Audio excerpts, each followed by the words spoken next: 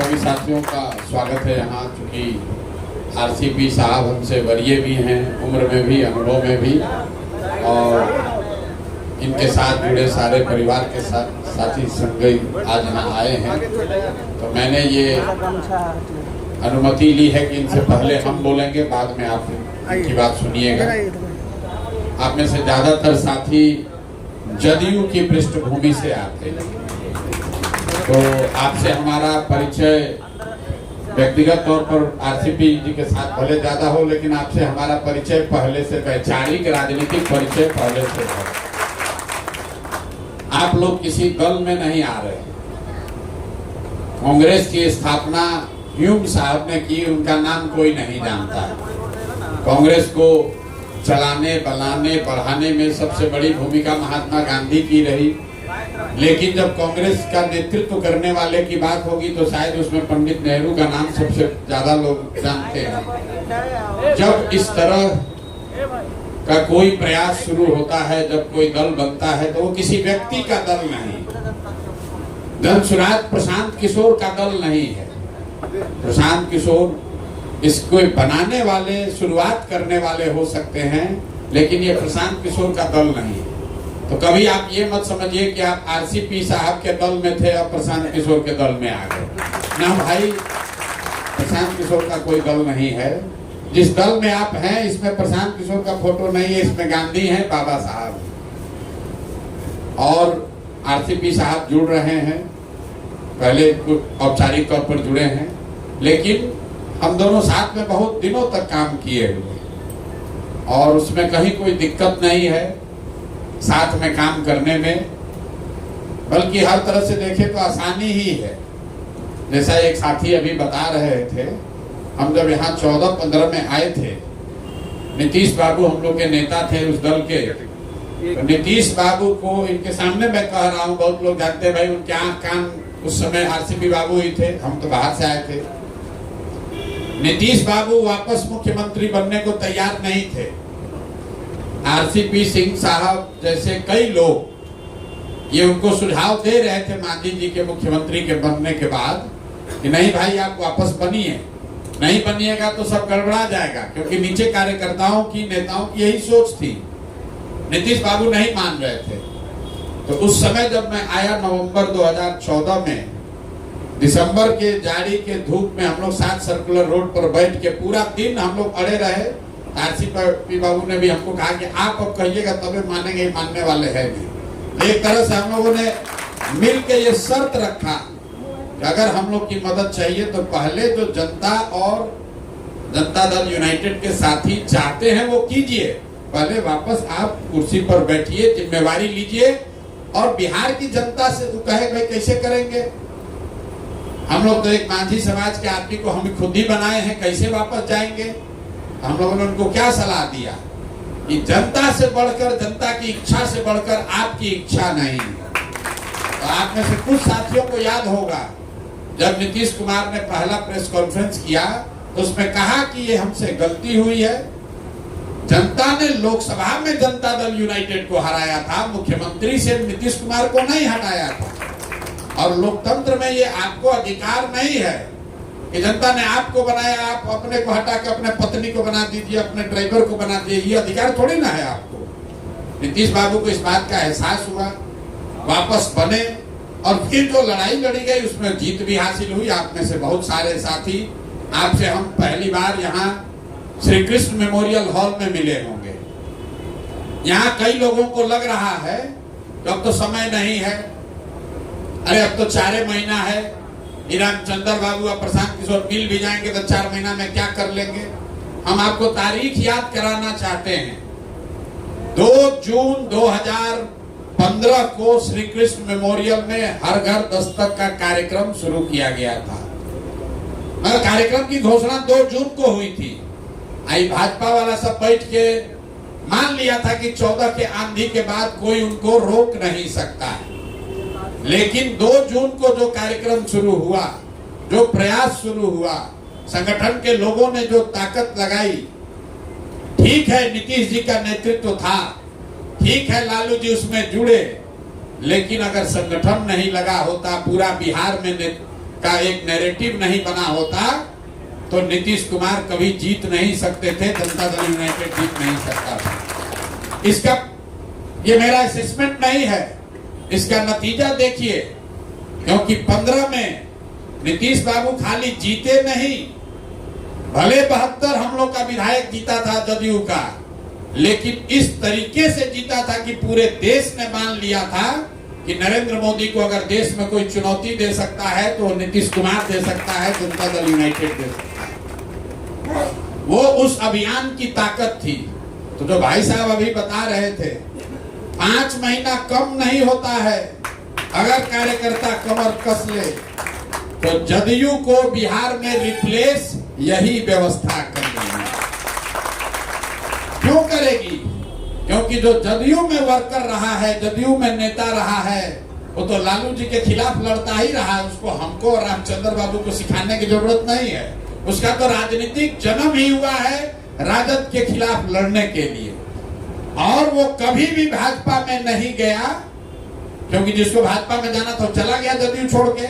तो जो जदयू में बचा हुआ है वो कौन लोग हैं जो राजद में राजद के खिलाफ लड़ता है और भाजपा में अपने आप को कंफर्टेबल फील नहीं करता है, समाजवादी विचारधारा का है, इसलिए वो जदयू में है। तब जदयू का हो रहा है खात्मा, तो उसके जगह नए दल का उदय होगा, नई व्यवस्था बनेगी, और उसी व्यवस्था के वाहक के तौर पर, संस्थापक के तौर पर, उसको बढ़ाने वाले के तौर पर आप सभी साथियों का बहुत बड़ा योगदान होने वाला है। आप लिख के रखिए, कितना भी लोग दावा कर ले, आप लिख के रखिए, इसको बढ़ने से आगे कोई नहीं रोक सकता है बिहार। ये हम लोग को नया नहीं बनाना है, ये मिट्टी पहले से है, उसको हम लोग को इकट्ठा करके एगो चाक पर डाल देना है, और उसी चाक का नाम है जनसुराज।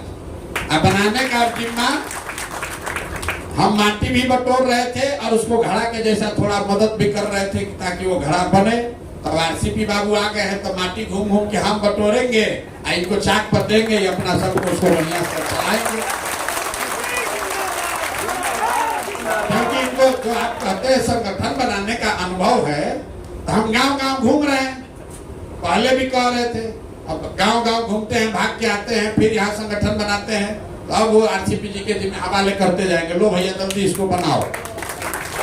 हमारी ताकत अभियान है, इनकी ताकत संगठन है, और एक मिलकर 11 होगा, एक और एक मिलकर 2 नहीं होगा, क्योंकि वैचारिक तौर पर ये दोनों लोग, दोनों धारा से जुड़े हुए लोग एक ही धारा से निकले हुए हैं। आप कभी गंगा का उद्भव आपने देखा होगा, तो 7 अलग अलग नदियां आती हैं, हरिद्वार में जुड़ती, तो ये सब एक ही धारा, वैचारिक धारा से निकले हैं, जो कि पहले हम लोग के नेता नीतीश कुमार कहते थे, जिसमें तीनों सी से परहेज है। हम लोग को करप्शन से परहेज है, हम लोग को क्राइम से परहेज है, और हम लोग को हिंदू मुसलमान कम्युनलिज्म से भी परहेज है।